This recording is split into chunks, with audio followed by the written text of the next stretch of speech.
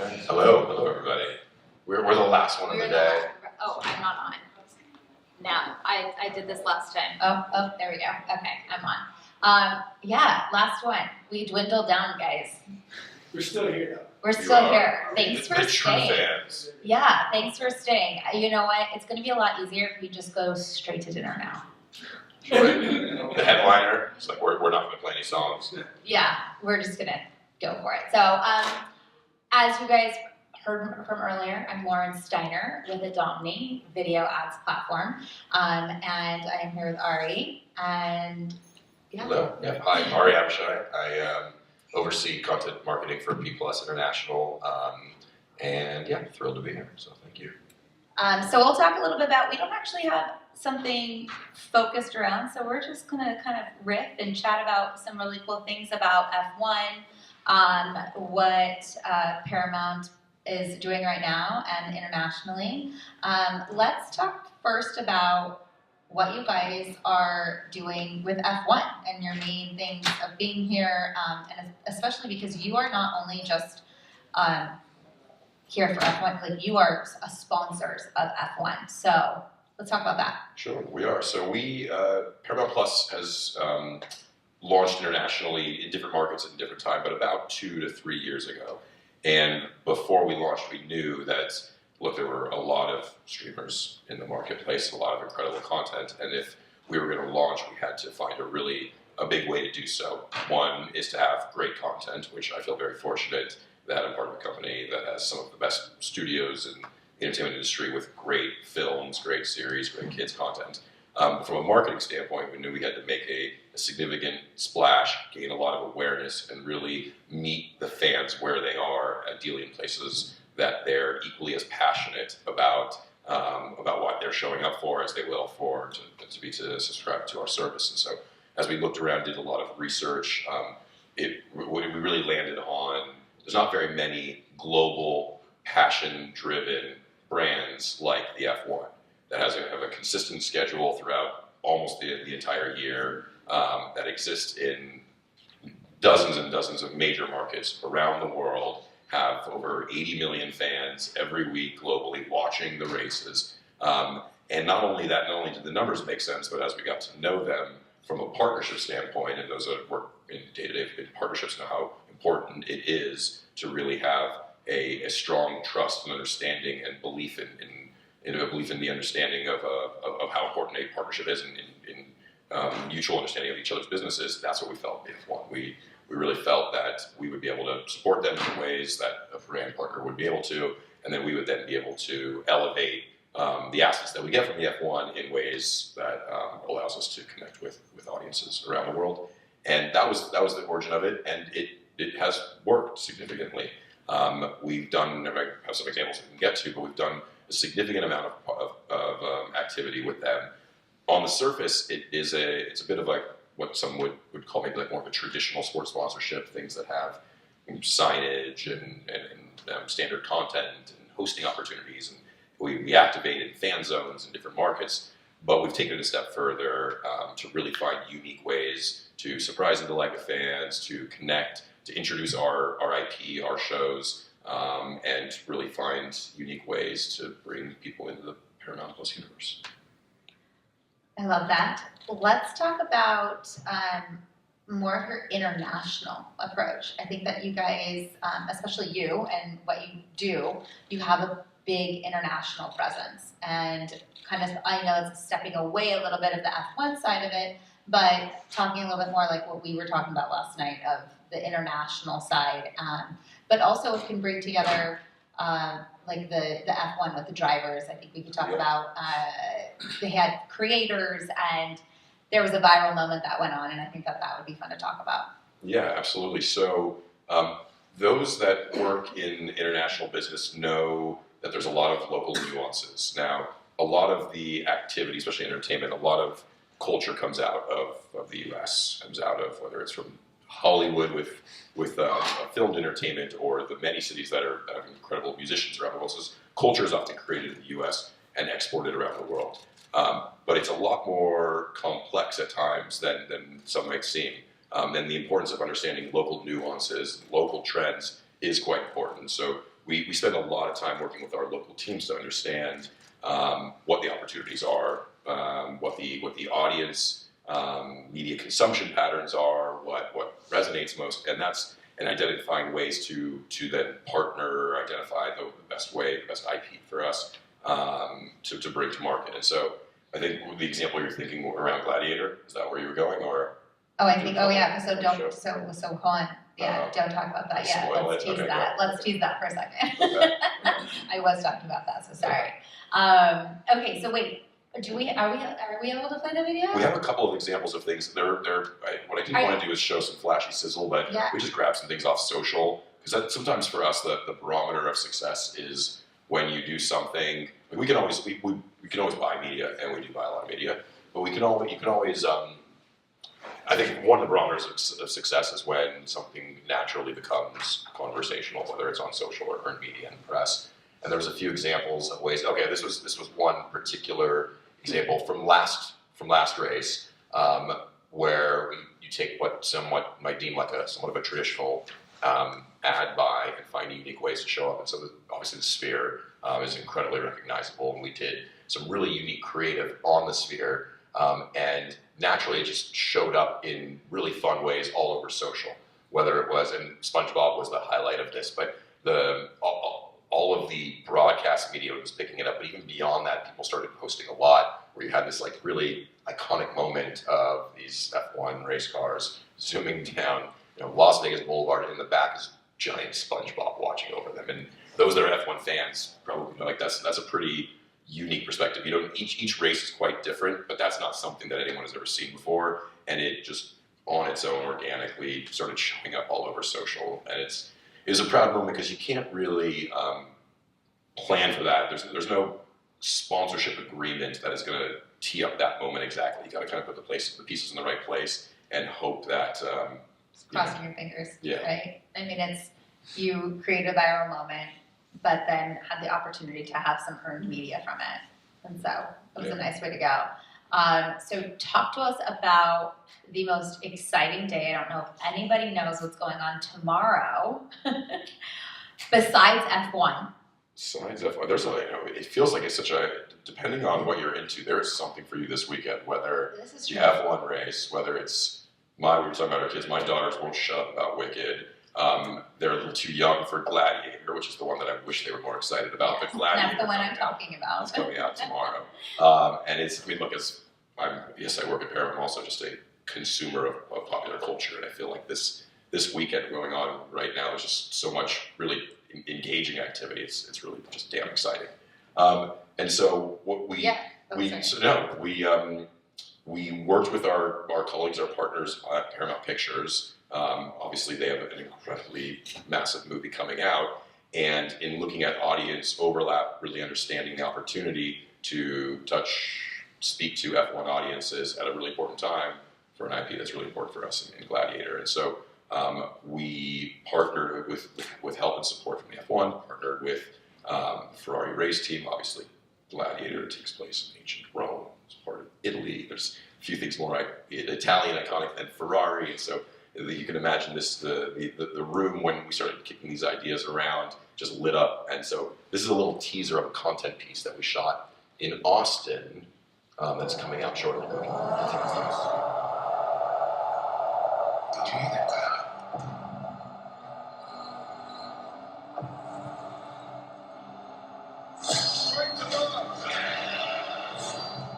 It will carry you to greatness.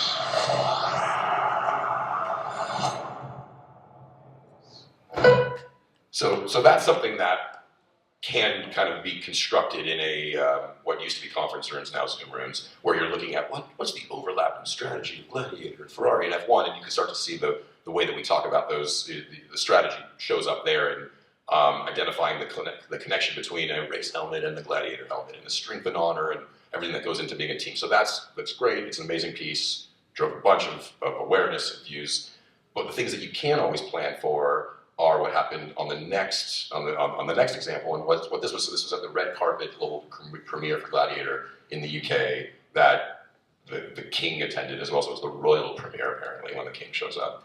I didn't know that. And this was one. So Paul Mescal on the red carpet, Sky Sports, which is arguably the biggest sport media outlet in the market, catches this interview unplanned on the red carpet with Paul Mescal, the two main drivers of Ferrari. So you can play this quick clip. Hey boys, careful, what were you saying about me? Here's a real gladiator. It's the main man himself. Did you at all use sport to get in the mindset of a gladiator and then build up to this? Yeah, I played a lot of Gaelic football growing up, but also like to be in the paddock for Austin, like I hope I surprised the boys with a little bit of my knowledge for it. I was asking them hopefully nerdy questions. But yeah, like in any context of any sport, I love to kind of get a peek behind the curtain, and these two are some of the best in the game. So yeah, it's pretty special. That's it. Yeah, so it's a nice way that, again, another indicator we're on to something. If it's an earned media opportunity, another media outlet is leveraging our talent and our IP and the partnership that we have with F1 and Ferrari and making interesting, engaging content and hopefully bringing fans in. And this piece actually went viral, right? It did. Yeah. It did. I think. Which is fun. I mean, that's what the unexpected, right? And that's kind of what we're talking about is how many little things can pop up that are unexpected. And then we don't have a long chat today, so I don't know if you have more or if you want to take some questions. Yeah, we're happy to. But I also know it's the end of a long day. I'm like, everyone's like, oh my gosh. Who's the thirstiest in the room? Oh, yes. All right. Drinks are It'll coming. be a short one, I promise. No. Something like this happens, totally unplanned. You gotta hop on that immediately, right? What does your life look like when that drops, when that happens? I know, it's funny because this one, thankfully, I'm live in LA, so the time change was in my favor because while this was at night in the UK, it was work hours for us in LA.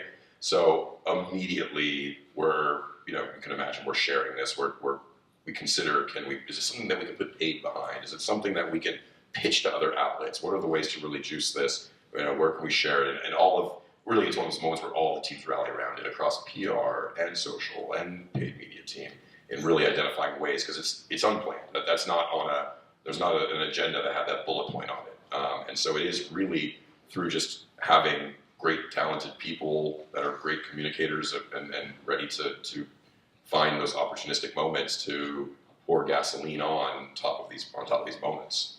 And so it's being ready to do that, which is also an interesting wrinkle in the international side because sometimes it's 3 o'clock in the morning and you can't always get on it. This one we were fortunate enough that the time change was in our favor.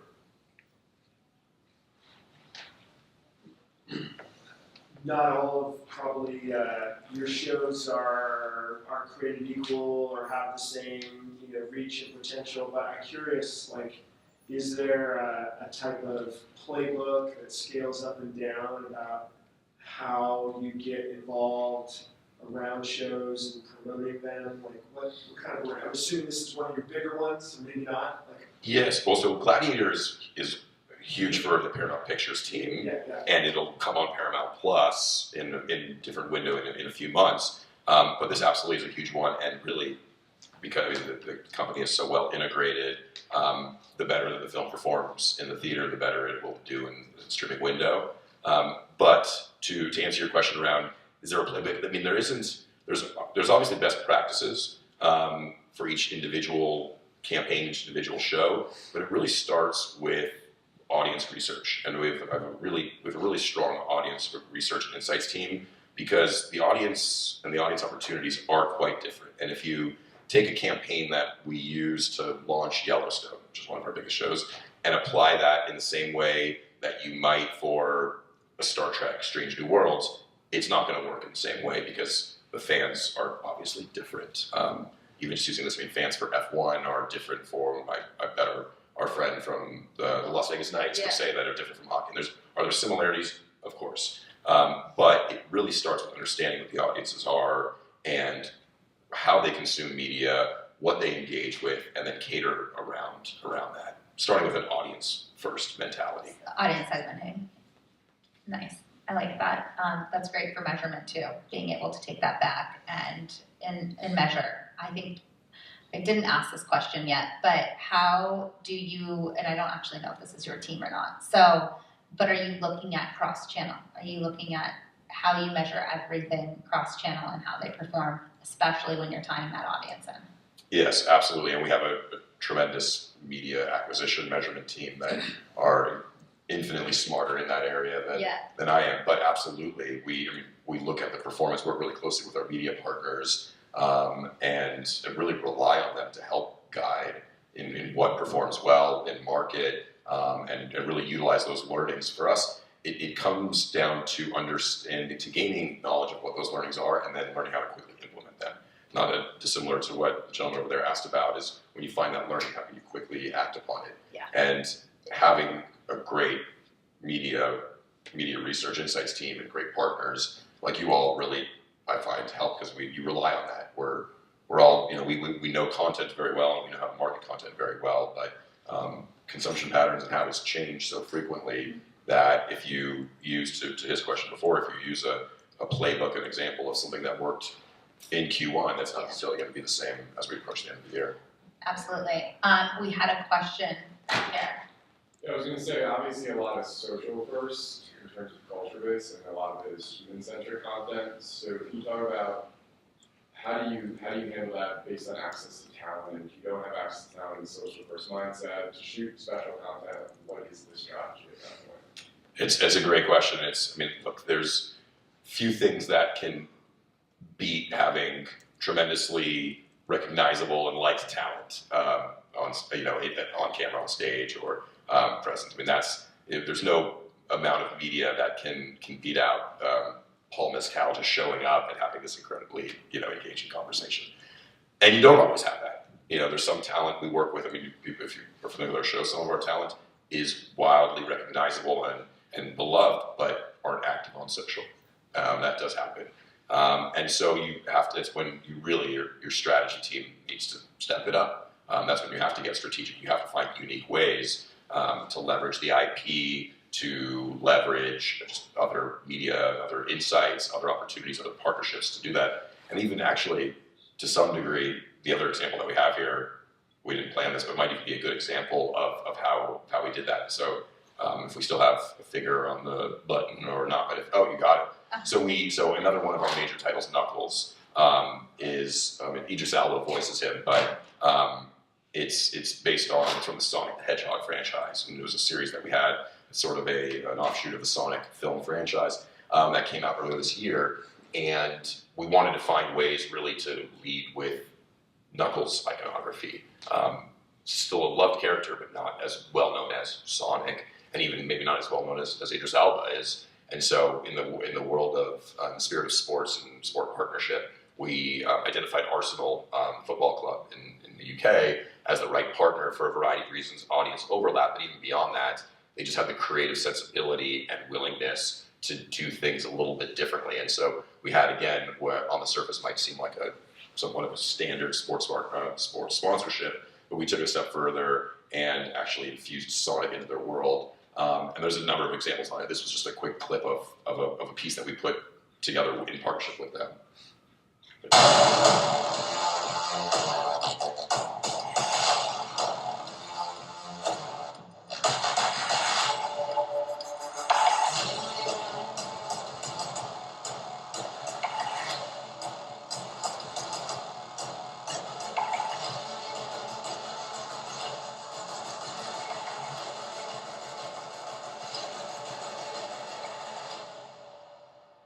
And so for us, one of the reasons that we partnered with Arsenal was we wanted to really find a way to connect with a co-viewing audience. So a lot of people who grew up playing the Sonic video game like I did now have children that are also a direct audience on the show Knuckles. And so we, in looking at a number of different opportunities, came to see how much co-viewership there is in English football, especially with Arsenal. A lot of not just father-son, but father-mother, son-daughters interacting, watching games together. And that really was a bit of the crux of why we wanted to partner with them. And you'll see in that piece particular, we wanted to just not include, we didn't want to make sure that we weren't just including the men's team, but the women's team as well, because we really needed this to be a co-viewing audience from an age standpoint, but also from a gender standpoint. So just an example of a way where we have tremendous talent, and we're able to, and even in absence of that talent, find unique ways to find audiences. Any other questions? I got one. My question for Ari is, how do you understand, like, internally, which of the races that you're gonna get involved in around the country? Obviously, you're a global brand, but what are those conversations like to determine where you're gonna put your marketing muscle in? Obviously, some are more beneficial to you than others. I think a lot of the non-insiders here would be really interested to know that. Yeah, it's a great question because we have a lot of fun debates around this. And say we're sitting here and we're talking about these wonderful cities of should we show up here, should we show up there, and it almost seems comical at times. The unique thing about the F1 is that every race is different, and so we have, of course, we have different markets that are important to us. We're in 50 some odd countries, and so there's different markets that are important to us. But even beyond that, the flow of a race, the fans that show up for the race are different. Even those are going to be at the race or watching it on TV. We'll see. It's not like a football field or a stadium where there's you know where all the signage is. Every track is different, and so we will look at those elements too to see where are the best places for us to show up, so that we're TV viewable in unique ways. What are the best right times of the year? Ideally, you want to line the fact that the Vegas Grand Prix lines up so well with Gladiator coming out is a little bit of a blessing in disguise. But as soon as we realized that these dates were matching up, we jumped on it. And so it's a combination of the right market, the right for F1, the right track, and the right timing, and then you just kind of get to work and see how you can maximize. Do you find it different that F1 owns this event here, but elsewhere they're owned by different people? It is different. There are definitely some local nuances there in how we work with the F1 and what they have, what they can control and what they can't. I would say at the F1, I don't know if anyone from the F1 is here, but they're great partners in that if there's an opportunity for us that isn't under their umbrella, they're very quick to connect us to and set us up for success, which, by the way, goes back to a bit of where we started and the importance of the spirit of partnership and getting in business with people who understand your business, that you understand theirs, and care about your business as much as you care about theirs, because you'll find those opportunities together. Yeah, very cool. Anything Any other else? questions? Okay, well, I think with that, that's a wrap for day one of Yeah. Brand Innovators. Thank you for joining us.